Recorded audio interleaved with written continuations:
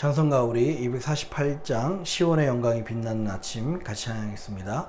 찬송가 248장 시온의 영광이 빛나는 아침 우리 같이 찬양합니다. 시온의 영광이 빛나는 아침 어둡던 이 땅이 밝아오네. 슬픔과 애통이 기쁨이 되리. 시온의 영광이 비춰오네. 시온의 영광이 빛나는 아침 매였던 종들이 돌아오네.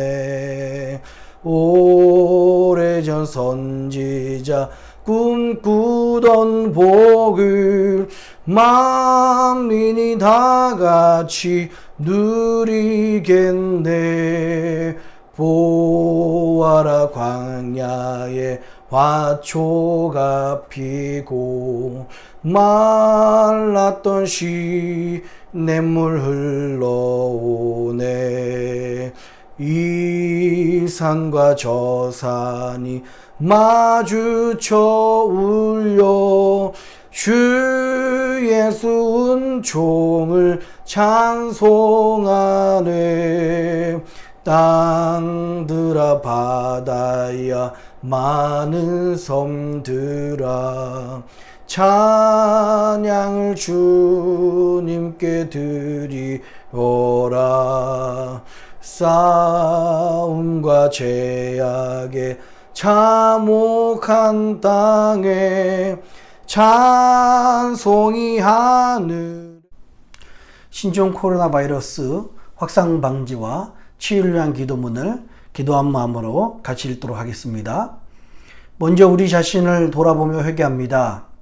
하나님의 말씀대로 살지 못한 우리의 죄를 용서하여 주소서. 몸과 마음을 정결하게 구별하지 못했고 하나님 나라를 구하기보다 내 것을 먼저 구한 죄를 용서하여 주소서. 코로나 바이러스 19로 인하여 고통받는 이들 위해 기도합니다. 이 질병으로 고통받는 모든 이의 삶을 위로하시고 몸과 마음을 보호하여 주소서. 확진자를 속히 회복케 하시고 그 가족을 위로하여 주소서.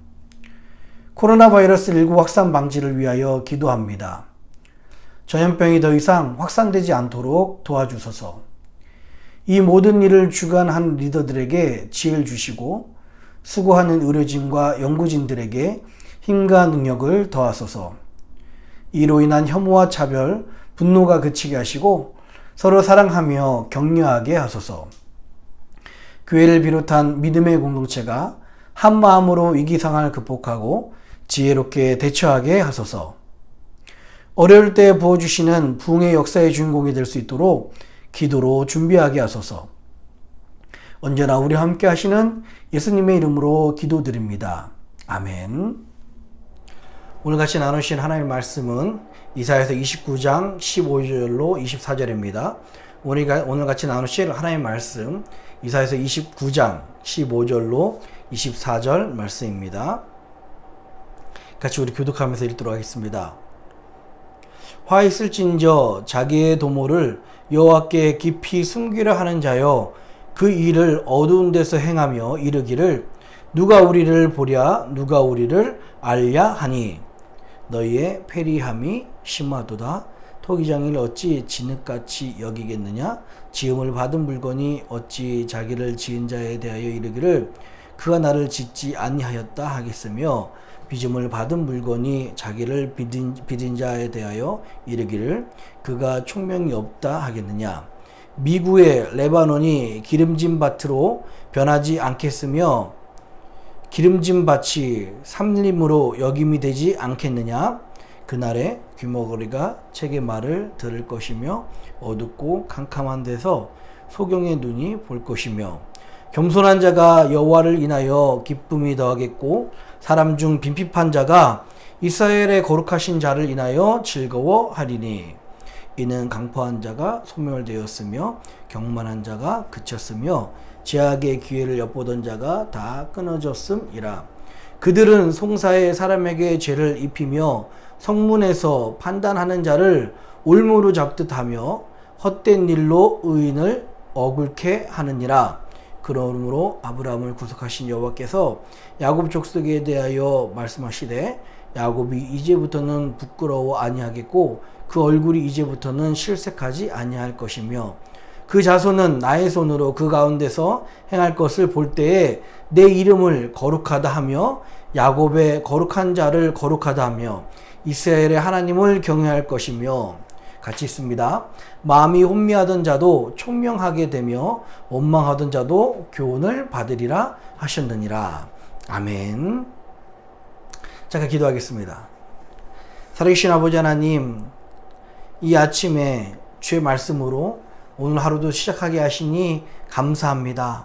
하나님 앞에 무릎 꿇은 주의 백성들에게 오늘도 하나님께서 합당하신 주의 마음과 주의 말씀과 주의 은혜를 허락하여 주시옵소서.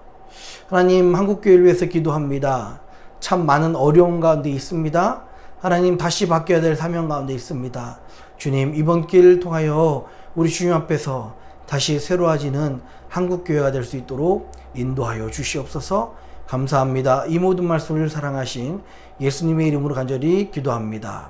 아멘. 할렐루야. 우리 주님의 크신 은혜와 평강이 오늘 이 아침에 나오신 모든 분들과 함께 하시기를 주님의 이름으로 축원합니다. 또한 따로 예배드리신 모든 분들에게도 동일한 하나님의 은혜와 역사하심이 오늘 하루 가득하시기를 간절히 바랍니다. 우리 앞에서 기도드렸듯이요, 지금 참 한국 교회가 우리 코비드-19 우리 코로나 사태로 인해서 어떤 이제까지 잘못 진행돼 왔고 잘못된 모습들 일부 극소수지만 그것이 드러나서 참 많은 사람들에게, 세상 사람들에게 손가락질을 받고 지탄을 받고 있습니다. 신천지 그 이만희 교주의 이야기만인 줄 알았는데 버젓이 한국 여러 교단 중에 하나인 그런 교회에서 한국 기독교를 전체를 이렇게 얼굴에 먹칠하는 일들이 일어나고 있습니다. 여러분, 한국 교회를 위해서 기도해 주시기 바랍니다. 또 우리 이민교회도 마찬가지입니다. 이번 코비드-19을 통해서 하나님께서 우리 한국 교회를 전혀 새롭게 세워주실 줄 믿습니다. 또 우리 교회도, 우리 이민교회도 하나님께서 새로운 은혜, 새로운 모습으로 바꿔주실 줄 믿습니다. 오늘 계속해서 우리 이사야 말씀을 통해서 남은 자에 대한 말씀을 같이 나누고 있잖아요. 오늘 15절부터 24절까지 말씀이에요. 사실 15절부터 16절까지 말씀은 그 유다의 죄악을 다시 한번 이야기합니다. 유다의 죄악이 가장 잘 드러난 모습이 15절 말씀입니다. 15절 말씀 한번 같이 읽어볼까요? 같이 읽습니다. 시작. 화 있을진저 자기의 도모를 여호와께 깊이 숨기려 하는 자여, 그 일을 어두운 데서 행하며 이르기를 누가 우리를 보랴, 누가 우리를 알랴 하니. 여러분, 유다의 죄악 중에서 그 죄악된 모습이 여기에 나와 있습니다. 죄악이 가득하고 또 죄악이 하나님 앞에서 죄된 모습이 가득했던 사람들의 특징이요, 오늘 이 말씀처럼요, 하나님도 속이려 하고요, 악을 행하면서도 아무도 모른다고 생각을 합니다. 이 악을 행해도 떳떳한 세상, 악을 행해도 양심이 가책이 없는 세상이 참 하나님 보시기에 정말 죄악된 세상이다 이야기를 하고 있어요. 여러분, 진짜 회개하지 않는 사람들, 어떻게 마음에 그 양심에 화인 맞은 사람이라고 그렇게 이야기하죠. 회개하지 않는 사람들의 그 특징을 보면요, 처음부터 회개하지 않은 것이 아니었습니다. 회개하지 않은 사람들은 주로 세 명을 속이더라고요. 세 종류의 사람을 속이더라고요. 첫 번째는요, 그들은 이웃을 속입니다. 그들은 거짓의 말로 이웃을 속이고요, 이웃에게 피해를 줍니다. 두 번째는요, 그들은 이웃을 속일 뿐만 아니라 또 누굴 속입니까? 자기 자신을 속이기 시작합니다. 내가 그때 그렇게 한 거 다 너를 위해서야 라고, 사실은 자기 유익을 위해서 하고요, 자기 감정을 위해서 했고 자기 스스로를 위해서 이야기했지만 내가 그렇게 한 거 다른 사람을 위한 거야? 내가 그렇게 한 거 공동체를 위한 거야? 내가 그렇게 한 거 이웃을 위한 거야? 라고 스스로 속입니다. 참 스스로 속인 사람들의 무서운 것이 어느 순간부터는 스스로 그걸 믿기 시작합니다. 그러다 보니까 회개할 기회를 놓치고 마는 겁니다. 세 번째는 어떤 사람을 속이기 시작한다고요? 세 번째는 오늘 이 말씀처럼요, 하나님을 속이기 시작합니다. 참 이게 무서운 이야기예요. 그래서 회개하지 않은 사람들의 세 가지 특징을 보면요, 이웃에게 피해를 주고 이웃을 속입니다. 또 자기 자신에게 이것은 공동체를 위한 거야, 이것은 다른 사람을 위한 거야, 이것은 맞는 거야 라고 스스로에게 속입니다. 세 번째는요, 하나님을 속여요. 하나님도 이것을 보시면 이해하실 거야. 스스로 그렇게 이 세 종류의 사람을 속이며 회개할 기회를 스스로 박탈하게 됩니다. 참 무서운 이야기입니다. 무서운 이야기입니다. 그러나 여러분, 16절의 이야기 말씀처럼 하나님께서는요, 토기장이 되어주시고 우리를 다 만드신 분이십니다. 질그릇 같은 우리들을 만드셔서 하나님이 왜 우리 속마음에 있는 그 모든 것들을 다 아시고 우리 마음속까지도 꿰뚫어 보시는 분이 바로 우리 하나님이세요.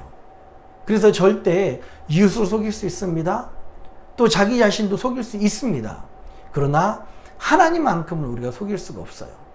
그래서 오직 우리가 하나님 앞에서 기회를 잡는 길은 하나님 앞에 정직하게 행하고 하나님 앞에서 무릎으로 회개하는 일들입니다.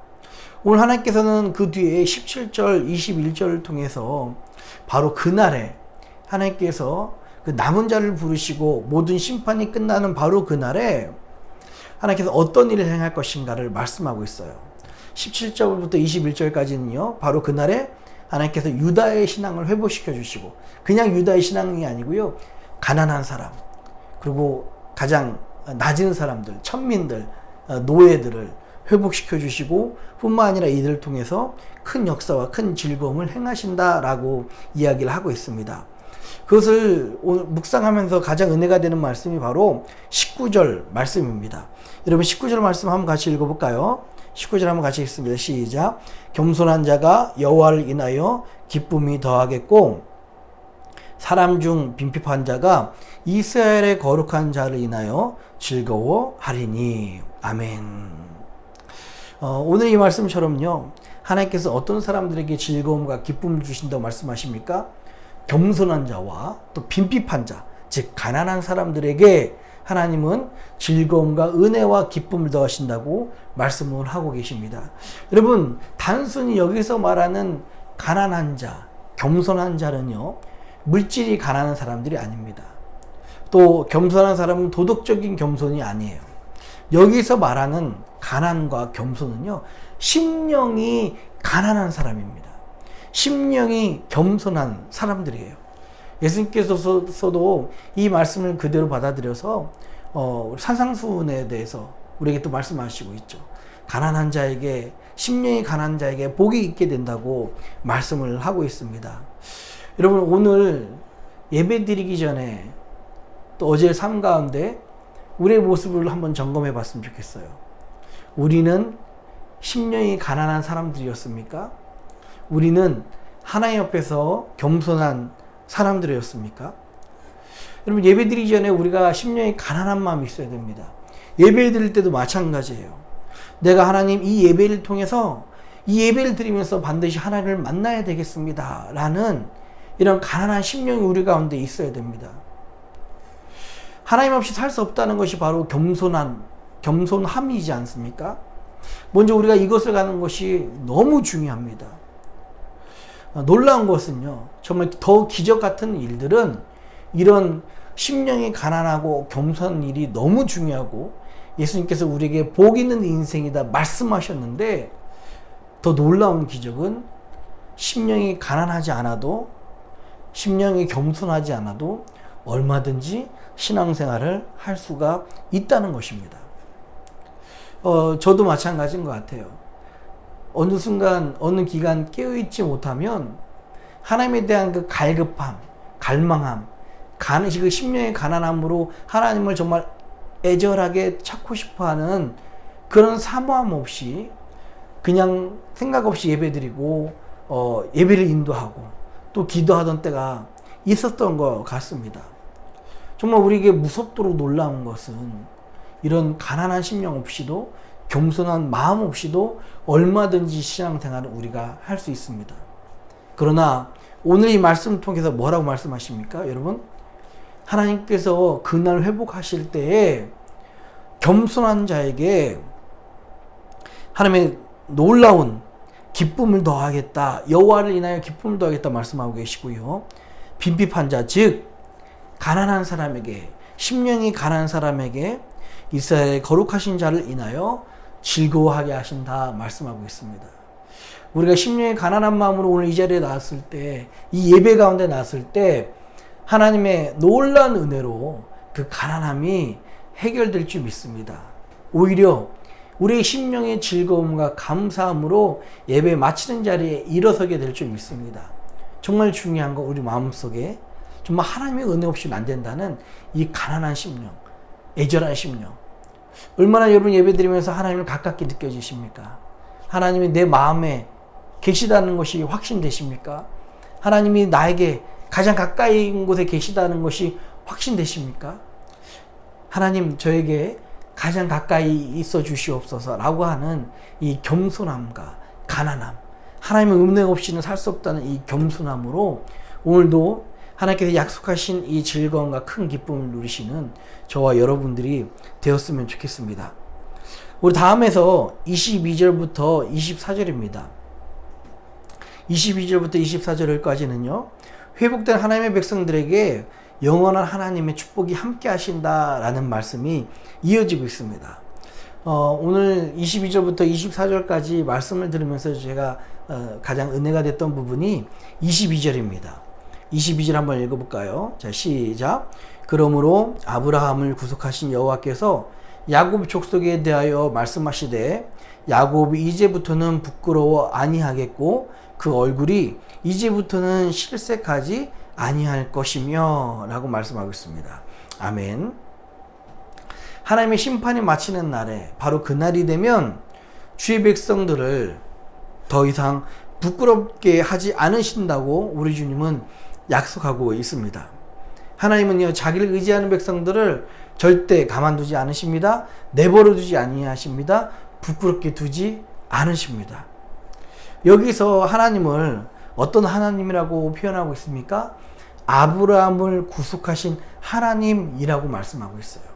아브라함을 구속하신 그 하나님, 다른 말로 이야기하면 아브라함에게도 구원을 베푸셨던 하나님, 아브라함에게도 은혜를 베푸셨던 하나님이 바로 그날에 우리를 부끄럽지 않게 하신다고 말씀을 하고 있습니다.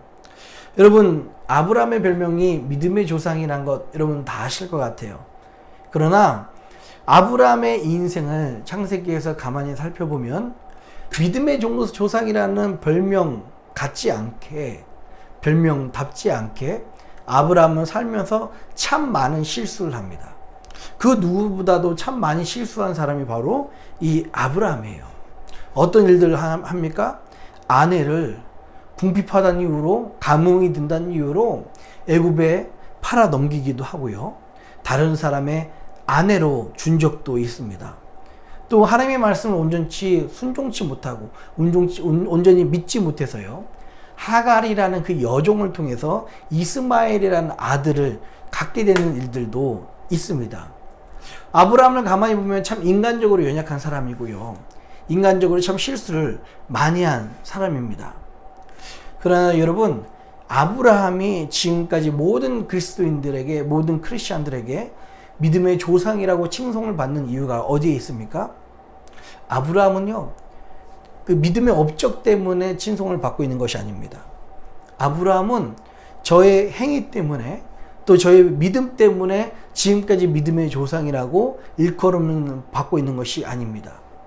아브라함이 믿음의 조상이라고 일컬음을 받을 수 있는 유일한 이유는요, 아브라함은 자기의 실수에도 불구하고 끝까지 하나님을 의지했다는 것입니다.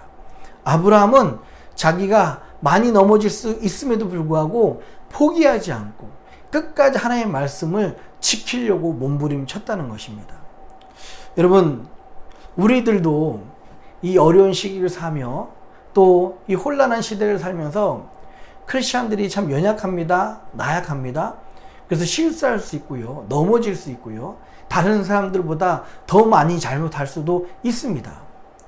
그게 우리 연약한 사람들의 모습이에요. 목사라고 해서 틀린가요? 목사이기 때문에 다른 사람들 앞에서 더 많이 나타나야 되고 또 많은 주목을 받기 때문에 저희의 실수가 더 많아질 수 있고요. 더 많이 드러날 수도 있습니다. 그러나 여러분, 실수가 드러나는 것보다 더 중요한 것은 끝까지 하나님을 의지하는 것입니다. 오늘 이 아브라함처럼요, 끝까지 하나님을 의지했을 때 실수로 드러나는 모든 부끄러움을 하나님께서 없애주신다고 약속을 하고 있어요. 그래서 여러분, 실수를 줄이는 것이 우리의 목적이 아니고요. 우리는 연약하고 부족하고 넘어지기 쉽지만 끝까지 하나님을 의지하는 것이 우리의 목표가 되어야 되고 우리의 갈 길이 되어야 됩니다. 그래서 정말 원하기는요, 지금처럼 참 어두운 시기, 지금처럼 참 앞이 보이지 않는 시기에도 하나님께서 여러분들을 끝까지 붙잡으시고 또 우리들은 하나님을 끝까지 의지함을 말미암아 가는 길에 넘어질 수 있습니다. 가는 길에 실수할 수 있습니다. 가는 길에 여러 가지 흠잡힐 일들도 있을 수 있습니다. 그러나 하나님을 끝까지 의지함으로 하나님이 여러분의 모든 부끄러움을, 저의 모든 부끄러움을 제해 주시고 없어지는 역사가 있기를 주님의 이름으로 축원합니다. 이 어려운 시기에 꼭 붙잡아야 될 말씀이 이런 말씀인 것 같아요. 하나님을 끝까지 의지하는 자에게 하나님은 그 부끄러움을 당하지 않게 하신다 말씀을 하고 있습니다. 오늘 하루도 우리가 삶 가운데 살 때 오늘 이 말씀처럼요, 여러분, 하나님을 속이지 마십시오. 또 우리 심령이 하나님 앞에서 가난한 마음, 또 겸손한 마음 사시길 바랍니다. 또 세 번째는 하나님을 끝까지 의지하십시오. 우리가 비록 실수 많이 한다 할지라도, 연약한다 할지라도 하나님은 우리의 실수를, 우리의 부끄러움을 모두 제하여 버리실 줄 믿습니다. 그런 은혜가 여러분에게 가득하기를 주님의 이름으로 축원합니다. 기도하겠습니다. 참 고마우신 아버지 하나님, 하나님, 우린 때때로 정말 하나님을 속이려는, 또 하나님도 속일 수 있다는 헛된 생각을 갖습니다. 토기장이가, 또 그 만든 이가 그 제품을 잘 알고 질것을 잘 알듯이 하나님은 우리 깊속까지, 우리 밑속까지 아시는 분이실 줄 믿습니다. 하나님, 반드시 우리 삶 가운데 하나님 앞에서 정직한 모습을 잃지 않도록 인도하여 주시옵소서. 이웃에게 정직하게 하시고요, 나 자신에게 정직하게 하시고 하나님께 정직할 수 있도록 인도하여 주시옵소서. 또한 아버지 하나님, 하나님께서는요, 심령이 가난한 자, 그 마음이 겸손한 자를 하나님 즐겁게 하시며 큰 기쁨을 주신다고 약속하여 주셨습니다. 아버지 하나님, 오늘 하루 살 때에 하나님의 은혜에, 하나님 마음에 하나님을 갈망하며 하나님 없이 살 수 없다고 우리 마음에 겸손한 자, 또 마음에 가난한 자 될 수 있도록 인도하여 주시옵소서. 특별히 아버지 하나님, 우리 넘어지기 쉽고 연약하기 쉽습니다. 그러나 아브라함을 구원하신 그 하나님께서 우리의 모든 실수도 덮어주시고 하나님 그날에 회복시키시고 완전케 하실 주님을 기대하오니, 사랑하는 주의 백성들, 오늘 어려운 인생을 살지라도 하나님을 끝까지 의지한 자 될 수 있도록 인도하여 주시옵소서. 감사하며 이 모든 말씀을 사랑하신 예수님의 이름으로 간절히 기도합니다. 아멘. 하늘에 계신 우리 아버지여, 이름이 거룩히 여김을 받으시오며 나라의 임하옵시며 뜻이 하늘에서 이룬 것 같이 땅에서도 이루어지이다. 오늘날 우리에게 일용할 양식을 주옵시고 우리가 우리에게 죄진 자를 사하여 준 것 같이 우리 죄를 사하여 주옵시고 우리를 시험에 들게 하지 마옵시고 다만 악에서 구하옵소서. 대개 나라와 권세와 영광이 아버지께 영원히 있사옵나이다. 아멘.